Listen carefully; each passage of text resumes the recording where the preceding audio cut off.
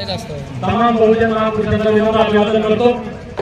आज सकाळी 10 वाजेपासून एवढ्या रक्तरक्त्या उन्हामध्ये इतक्या दूरपर्यंत चालत येऊन आता 3:15 वाजले तरी या ठिकाणी बसलेले सगळ्या माझ्या मल्हार मावळ्यांना, माझ्या आईला, माईच्या लेकींना या ठिकाणी मनाचा जय मल्हार करतो, वंदन करतो। आज या ठिकाणी धनगर समाजाची आरक्षणाची अंमलबजावणी व्हावी म्हणून जालना जिल्ह्यातील ज्या ज्या संघटनांनी, ज्या ज्या समाजाच्या संघटनांनी, नेत्यांनी आम्हाला पाठिंबा दिला त्यांचे मी धनगर समाजाच्या वतीने मनापासून आभार व्यक्त करतो, धन्यवाद देतो। अशीच साथ एकमेकांना देऊया आणि आपण पुढे जाऊया।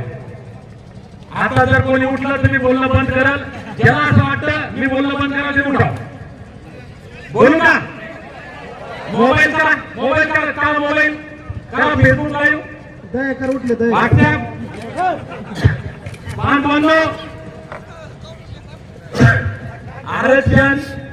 आरक्षणामुळे आमचं झालेलं वाटोळ, आरक्षणामुळे आमचं झालेलं नुकसान, आरक्षणाचे फायदे ह्या गोष्टी आमच्या आता पाठ झालेल्या आहेत। सर मागे बघा।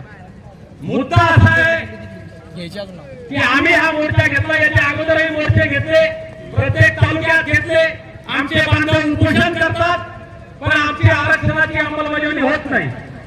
हा मोर्चा करण्याचा उद्देश काय? तर सिर्फ हंगामा खड़ा करना मेरी मकसद नहीं है, सिर्फ हंगामा खड़ा करना मेरा मकसद नहीं, मेरी ये कोशिश है कि आग मेरे सीने में या किसी के भी सीने में लेकिन आग लगनी चाहिए। जालना जिल्हा ही क्रांतीची भूमी आहे, या ठिकाणी आंदोलन होतात, ही आंदोलन राज्य बदलतात, सध्या राज्य जालना जिल्ह्याकडेच पाहतंय। म्हणून आम्ही ठरवलं सर की एक मोर्चा आपण असा करूया, एक महाराष्ट्राला एक मेसेज देऊया। काय मेसेज द्यायचा आहे आम्हाला महाराष्ट्राला? 2014ला इलेक्शन झालं बांधवांनो, आमच्या पाटोळे भाऊनं धमक्याला म्हणलं की आमचं वाटोळं करायला जबाबदार पवार, ह्या टाळ्या वाजवल्या, ह्या खुश पुन्हा। मग आम्ही काय केलं? बटणं दाबले आणि निवडून आणलं भाजपला। 100% मतदान केलं की धनगर भाजपला। देवेंद्र फडणवीस साहेब सुद्धा म्हणजे आणि वास्तव आहे की पहिल्या कॅबिनेट मध्ये त्यांनी मान्य केलं की धनगरांमुळे मुख्यमंत्री झालो, मान्य केलं की नाही? असं म्हणजे खरं बोललं की सख्या मायला राग येतो ना, आम्ही जास्त कडू येईल असं खरं बोलायला, त्याच्यामुळे कोणाला राग येऊ नका। आणि ज्याला राग आला ना त्याला आमच्यासारखं पेटून राहायचं आणि वादळ निर्माण करायचं। राग आमच्यावर नाही करायचा, आमचा राग करायचा नाही, कारण मी 2014ला पोलीस खात्याची नोकरी सोडून विधानसभेला लढलो, राजसाहेब मतदान केले आमच्या लोकांना। मला तुमचा राग आला का? मग मी काही बोललो तुम्हाला राग यायला पाहिजे का? मला राग करून आला कारण समाजानं दीपक बोर्डेला वचन दिलेलं नव्हतं। जो भगवान पाटोळे पोटकुटीने बोलला होता पंक्चरचं दुकान आपण केलं आणि परतमध्ये सगळ्यांना होता, त्याला बी वचन केलं,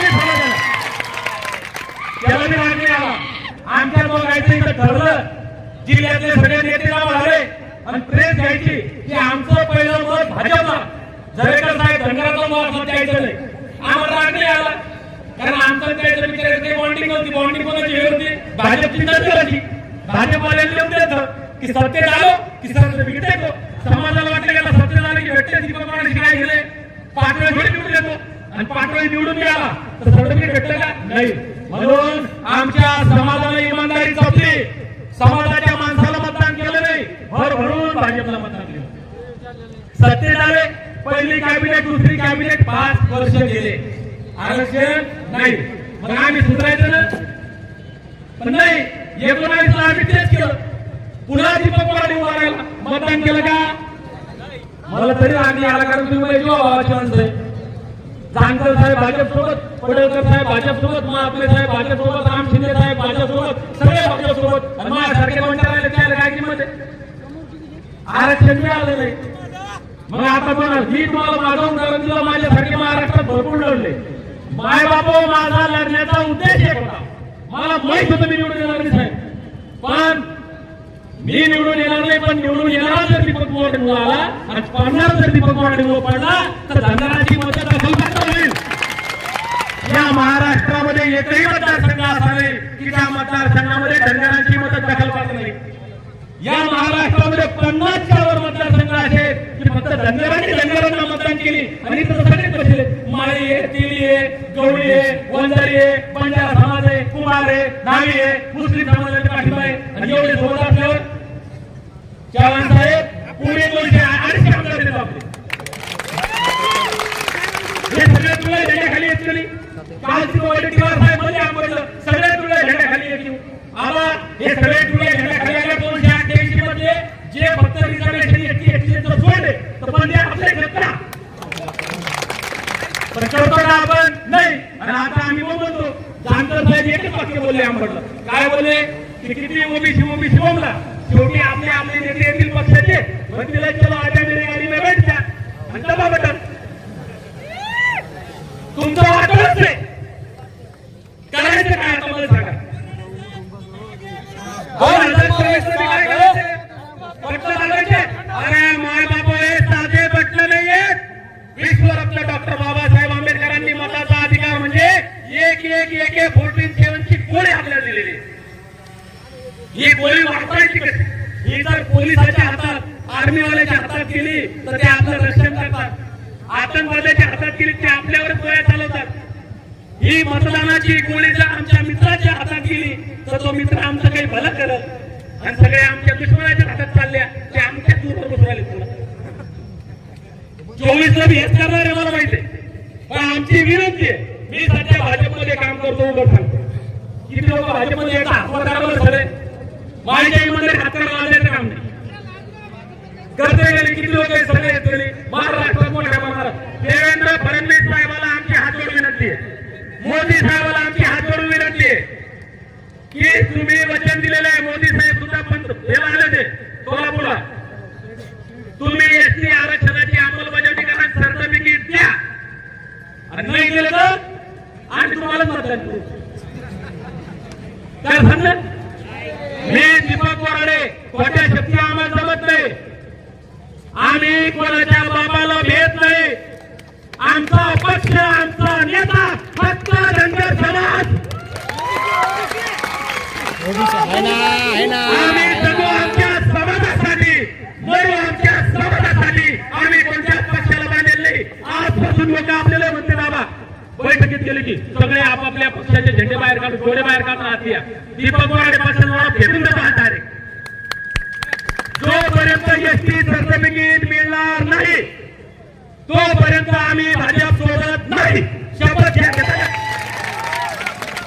अरे माझ्या शक्तीनं होणार नाही, तुमच्या शक्तीनं होणार नाही. इमानदारीनं जर खरंच धनगर असावं. अरे आमच्या अंगात रक्त कोणाचं आहे. अरे एक मल्हार आया म्हणलं की त्या उत्तर हिंदुस्थानात गावाचे गाव खाली पाहिजे. आजके पार झेंडे लावणारे मल्हारराव होळकरांचं रक्त आमच्यात आहे. अरे खवळलं पाहिजे का नाही खवळलं पाहिजे. कशासाठी चाललंय. अरे त्या यशवंतराव होळकरांच्या नावाने इंग्रज कापायचे त्या यशवंतराव होळकरांचे आम्ही वंशज आहेत.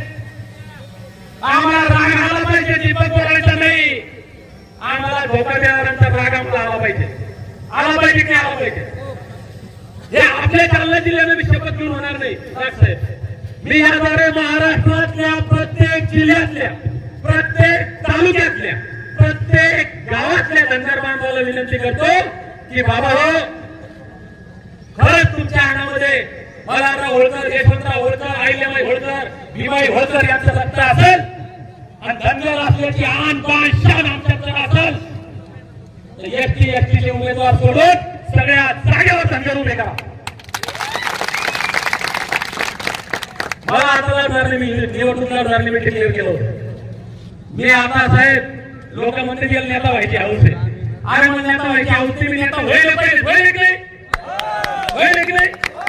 आम्ही आता नेते घडवणारे साहेब.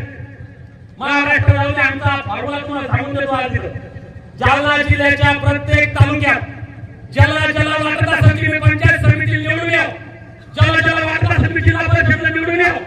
आम्ही 3 महिने झाले घरी नाहीये. आमची सगळी टीम मी आता नाव एखाद्या लागेल. ही सगळी टीम एक टाइम जेवण सुरू आहे. साक्षीदार सगळे तिथं जीवाचं रान करून आमच्या गाडीत आम्हीच आमच्या टीचरकडे फिरलो. वर्गणीचे पैसे खर्च नाही केले साहेबांनी. वर्गणी वेगळी आणि आमच्या पैशात तुम्ही फिरवलो. तुम्ही फक्त हिंमत करा, आम्ही तुमचा प्रचार तनमन धनाला करतो. आता आपला झेंडा आपला दांडा नाही, आपलं मतदान आपल्याच माणसाला. याला काय होणार सांगतो की आता याला काय होणार आहे, काय होणार आहे ना, एक तर निवडून येऊ, नाही तर मतदान आपल्याला पडत त्याची गिनती होईल. गिनती आमच्यामध्ये राजकीय इच्छा शक्तीच नाही. आम्ही वंशज कोणाचे, अरे ज्या मनगटात बळबुद्धी आणि चातुर्य आहे तोच स्वतंत्र राजा म्हणू शकतो. ही राज्यकर्त्याची व्याख्या आईला सांगितली. डॉक्टर बाबासाहेब आंबेडकर म्हणाले जा तुमच्या घराच्या भीतीवर लिहून ठेवा शासन करते जमा करायचे. हे राज्यकर्ते का बनायला सांगितलं आम्हाला. अरे सगळे राज्यकर्ते आम्ही राजकारणाकडे करतो, राजकारणाला वाईट म्हणतो, राजकारणाला चुकीचं म्हणतो, म्हणून आमचं वाटोळ झालं. आम्ही राजसत्तेकडे गेलो पाहिजे, आम्ही राजकारणाकडे गेलो पाहिजे आणि आम्ही ते करणार नसू तर काही फायदा नाही. तुम्ही ठरा, जिल्ह्यातले प्रत्येक तालुक्याचे लोक इथे गेले, तुम्ही कोणत्याही पक्षात काम करा, आम्ही पक्षाचं बंधन आम्हाला नाही. धनगर असेल त्या धनगरासाठी आम्ही तन धनारा रात्रच फिरू. ज्या ठिकाणी धनगर उमेदवार उभा असेल इथं सगळी मंडळी उभी आहे. हे सगळे जे होता पाठिंबा द्यायला येईल आता हे तुमच्याच कोणी उभी करा. तुम्हाला बी पाठिंबा द्या, आम्ही तुमचाही प्रचार करू, तुमचाही मतदान करू. कारण एकमेका सहाय्य करू, एकमेका मदत देऊ, सत्तावर सत्ता हाती घेऊ, तसं होणार नाही. ते तूच आपल्याला असं म्हणून जमणार नाही. हे प्रत्येकाला ठासून म्हणलं पाहिजे. हे काय करते आम्ही नुसते वाटलं करतो दरवेळेस. आम्ही भाजप करणार नाही, सरकारनं हे करावं, सरकारनं ते करावं. बाबा आम्ही सुधरत नाही रे. मताची किंमत हे मताची. ज्या दिवशी तुम्ही मतदानात रूपांतर करसाल, मतदानात बदल करसाल, तेव्हा हे राज्यकर्ते भेटतील. आणि आमचा हाच प्रयत्न आहे की हे जालना जिल्ह्याचे जर सगळे आमदार खासदार महाराष्ट्रात ऐकत असतील तर त्यांनी समजून घ्यावं, हा दीपक बोर्डेचा आवाज नाहीये, हा जालना जिल्ह्यातल्या धनगरांचा आवाज नाहीये, हा संबंध महाराष्ट्रातल्या 2.5 कोटी धनगरांचा आवाज आहे. नुकसान आमचं होणार नाही का. आम्ही पक्षाच्या विरोधात बोलतो, आम्ही नेत्याच्या विरोधात बोलतो. ते पांडुरंग पहिले जर ठरला असतं तर फॉर्च्युनर मध्ये फिरला असता. बरोबर बोलतोय ना. आमचं तिकडे कमी नुकसान नाही. अरे बाबा आमचा जीव जळतो ना. ज्या समाजात जन्माला आलो त्या समाजाचं वाटोळं होतंय आणि आम्ही बेटा मारायची का. म्हणजे एखाद्याला शिकवण भेटत, एखाद्याला नाळे भेटत, एखाद्याला संडास भेटल, तिकडेच मग झाले संडास. एकट्याच्या फायद्यासाठी वाटतंय तू सांगा. म्हणून माझी विनंती कोणी कोणत्याही पक्षात काम करा, आमचा पाठिंबा आहे तुम्हाला. कोणत्याही पक्षात काम करा, कारण त्या गावात त्या तालुक्यात जो पक्ष असेल त्या पक्षाच्या हिशोबाने राहावं लागेल. आमचा अजिबात विरोध नाहीये कोणत्या पक्षाला, पण समाज हित पहिले पहा, येत हित नाही. माझं एकट्याचं नुकसान झालं तर होऊ द्या, पण समाजाचा फायदा पहा. कारण एकट्याचा स्वार्थ जर प्रत्येकाला पाहिला, तुम्ही म्हणता दीपक बोराळेचा स्वार्थ नाही, मला सगळ्यात जास्त स्वार्थ आहे. माझा तुमच्या सगळ्यात मोठा स्वार्थ आहे. काय स्वार्थ आहे माझा? स्वार्थ आहे की प्रत्येक आपल्याला झालं पाहिजे, प्रत्येक तालुक्यात आपल्याला झालं पाहिजे. मला लय लोक म्हणलं गोपीचंद पडळकरला बोलवायला काय आपले नेते. अरे पण तुमच्या जिल्ह्यात गोपीचंद पडळकर तयार करा. प्रत्येक तालुक्यात गोपीचंद पडळकर तयार करा ना. काही एकटा गोपीचंद म्हणजे महाराष्ट्रात उरणार का. आम्ही काही शिकणार इकडे शिकणार आहे. काय परिस्थिती तुमच्या जिल्ह्याची. त्या भोकरदनला दिवसाला वयमारण झाला, या डोंगरगावसाठी वयमारण झाला. अग्नीचे वगैरे आहेत का. अरे दिवाळीत मारला आमच्या लोकांना साहेब, 17 लोकांना 8 दिवस हरसून ठेवलं. एवढा अन्याय. अरे अन्याय आमच्यावर आहे कोणी बोलणार तुमच्यासाठी आहे का. मग तुमच्या चालली पाहिजे तुमच्या ज्या गावाचे हो गेलो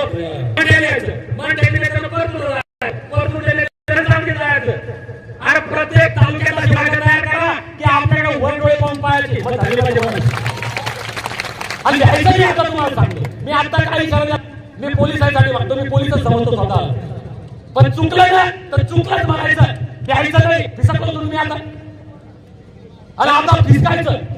आता घेऊन राहायचं नाही. आमच्या हातातली गाडी फेकून द्यायला मागची आणि कुराड घ्यायची. आता कुराड आम्हाला आवडा करायचा आणि दीपक कोरडे लोक सांगण्यात नाहीये. आज दोन बाया कुठे झालं पहिले सगळ्यात आमची दीपक कोरडे नाव बरोबर आमची सगळी टीम बदलला गेला. भेटली मला जॉबला आमच्या तात्यांचं बॅनर घालतात. ही सगळी टीम तुमच्या सोबत आहे. अजिबात घेऊ नका.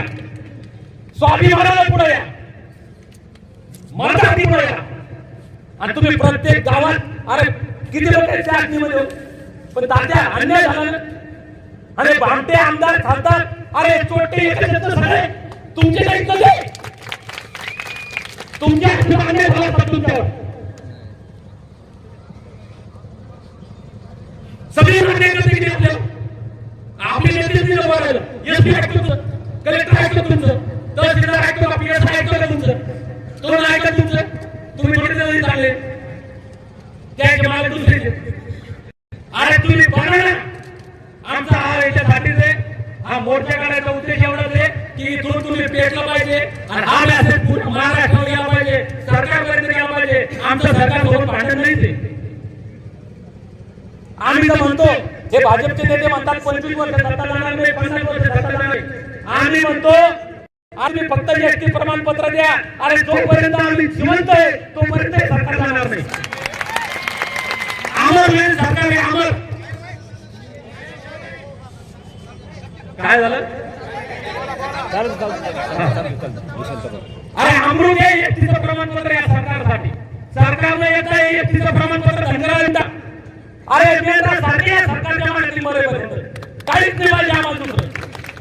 आम्हाला आमदार देऊ नका, खासदार देऊ नका, टेंडर देऊ नका, आम्हाला योजना देऊ नका. कोणती योजना नाही पाहिजे. अरे योजना देता 10 वर्ष काय केलं ना, आता काल कमिटी नेमली काय केलं 10 वर्ष. आमच्या लोकांच्या कमिटी नेमलेले खूप झाले, फायद्याचं नाही. आमच्या त्या मागचे भाऊ सांगितलं याची मागितली ऐकलं गेलं तर हा प्रकारे फसवणूक आहे आपली. याच्या फसवणुकीला आता जर तुम्ही बळी पडले तर तुमचा विषय संपला. पुन्हा तुमच्यासाठी कोणी बोलणार नाही, कोणी काही म्हणणार नाही. म्हणून आता शेवटची संधी आहे. मी तुम्हाला हातोडी विनंती करतो आणि महाराष्ट्रातल्या जनतेला विनंती करतो, प्रत्येक जिल्ह्यात प्रत्येक तालुक्यात प्रत्येक गावात एक मुठ करा. एकाने काही होत नाही, एकीनं सगळं होतं. म्हणून एक मुठ करा आणि कमीत कमी एवढी धमकी तर द्या. धमकीला देऊन पहा परिणाम काय होतो की तुम्ही आम्हाला एसटीचं प्रमाणपत्र दिलं नाही तर आम्ही तुम्हाला कोणालाच मतदान देणार नाही. भाजपला नाही, राष्ट्रवादीला नाही, शिवसेनेला नाही, काँग्रेसला नाही, कोणालाच नाही द्यायचं. आम्ही एका पक्षाची विरोधात बोलणार होता. सगळे म्हणतात याला आरक्षण द्या, याला आरक्षण. अडतंय कुठं? याची इमानदारी जर नसेल तर आम्ही आमच्या इमानदारी जागायचं. एकदा येळकोट करा आणि जिसकी जितनी सजा झाली उसकी उतनी भागीदारी. जो दंगल इतनी बात करेगा एकदा जोरात दिल्ली लोक नाही तर बोलत गेला यार. अरे जो दंगल इतनी बात करेगा. मी बोललो, माझ्या बोलण्यात जर खरंच कोणाला राग आला असेल दीपक कोरडे तुमचा भाऊ आहे, मला कोणाशी काही वैयक्तिक वैर नाही. माझ्या बोलण्याचा राग आला असेल तो राग सरकारवर काढा. तुमचा राग 70 वर्षापासून तुम्हाला जे फसवून राहिले त्याच्यावर राग काढा. तुमचा राग चॉकलेट उडाले त्याच्यावर राग काढा एवढी विनंती करतो. एवढ्या रखरख्या उन्हामध्ये एवढ्या मोठ्या येणार नाही त्यांना मला एवढ्या रखरख्या उन्हामध्ये माझ्या माय मावल्या सगळे बसले. एवढ्या संख्येने तुम्ही या ठिकाणी आलात. मी सगळ्यांचे या ठिकाणी महत्वाचा आभार व्यक्त करतो. मी प्रशासनाला विनंती करतो या ठिकाणी कोणीही जागेवर उठणार नाही. प्रशासनाचा अधिकारी मैदानावर जाईल. हे दोन ह्या तिथं बसलेल्या समोरच्या 2 मुली त्या प्रशासनाला निवेदन देतील. आपला एकही जागेवर उठणार नाही, पहिले महिला जातील. त्यानंतर जबाबदारी घ्या. सगळ्यांचे आभार व्यक्त करतो. धन्यवाद.